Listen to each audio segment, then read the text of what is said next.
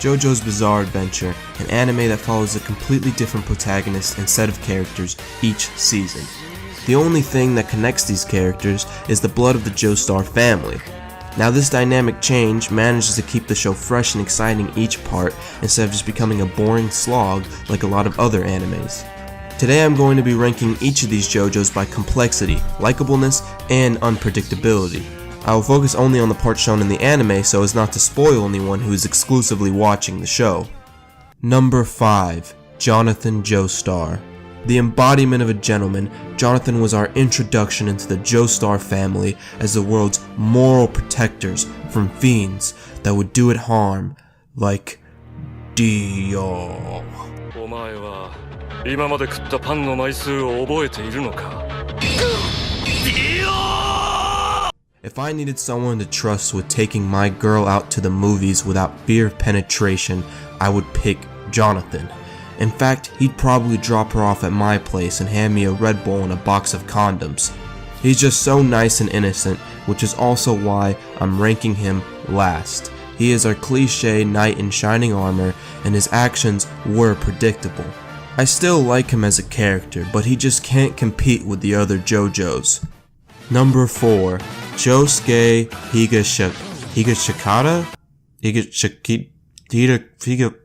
Fuck it. This was a hard choice to make because Part 5 is one of my all-time favorites and contains some of the best characters from the JoJo universe. I mean, Yoshikage is probably the greatest villain in the entire series. I mean, just look at this scene. どうした?何を恥ずかしがっている?さあ、足元に気をつけて。この週末は楽しく過ごそうじゃないか。二人きりで。A serial killer who just wants to live a normal life while also pleasing his hand fetish? Only a Rocky could come up with something like that. And Josuke is genuinely a lovable character. His goofy antics and light-hearted jokes make him the class clown of the series, something that is needed to lighten the mood in one of JoJo's darkest parts. He is also one of the most normal and relatable JoJos, as he is just a regular teenager trying to live peacefully with his friends in their small town. I would rank him higher, but he just isn't as memorable to me as some of the other JoJos. Perhaps because the rest of the cast for this part were so great that he got a little outshined. I feel like if he had gotten more screen time during the series, I would have ranked him a little higher, but unfortunately that just wasn't the case. Number 3. Jotaro Kujo. The most serious of JoJos. I mean, what's not to like about this guy? Calls his mom bitch, hates women, and probably has the strongest stand in the entire series. Now I'm not gonna lie, at first I didn't like Jotaro very much. He was the complete opposite of the energetic and goofy JoJo before him, and came off as an edgy teen who was just trying too hard. You know, if he was also 6'5" with a perfectly symmetrical face. I mean damn, look at that shit. It looks like a Rocky found the mathematical formula to make a perfect face. Anyway, by the end of Stardust Crusaders, I really warmed up to him as a character. I mean, his ability to turn a completely hopeless situation and win the day with one of the most badass stands of the entire series never got old. This was before stands got complicated as fuck and you just beat the shit out of the other guy. Don't get me wrong, I love whatever the fuck Giorno stand does. Turns things into plants and speeds up your brain if he punches you, but only that one time and it just never happens again. But nothing beats the satisfaction of when Jotaro's theme music starts playing and you just know that whoever he's facing is about to get beaten half to death.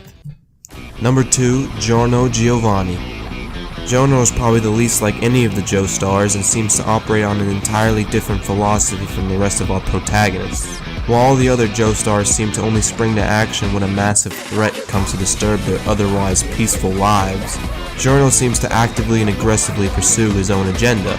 His strong desire to get drugs out of his community motivates him to take on the whole mafia all by himself. All of the past Joestar characters sprang into action because they or their families were personally threatened, never to enact social change. Not only this, but he's also the most ruthless of any of the JoJos, likely because he is Dio's son and has inherited some of his willingness to murder to get what he wants. I mean, he literally just murks Palpo with a banana gun. That's some ruthless mafioso shit that I don't think any of the other JoJos would have been willing to do. And then the scene of him when he mudas green tea into oblivion might be one of the most badass scenes in the series. On a side note, in the original manga, he punches for 7 pages. 7 pages of just punching the shit out of this guy. Number 1, Joseph Joestar.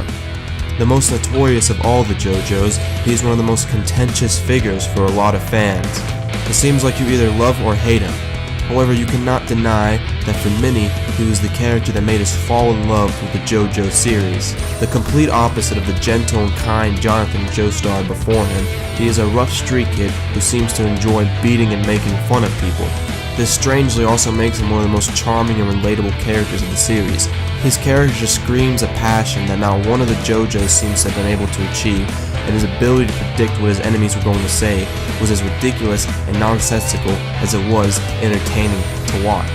And I think that captures the essence of his character: absurd, hilarious, and extremely entertaining, which is what I also think the series is about, and why so many people seem to love it.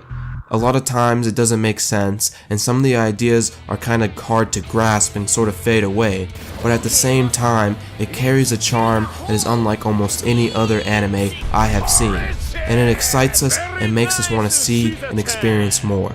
In the words of Araki himself, JoJo is an affirmation that humanity is wonderful. Get back!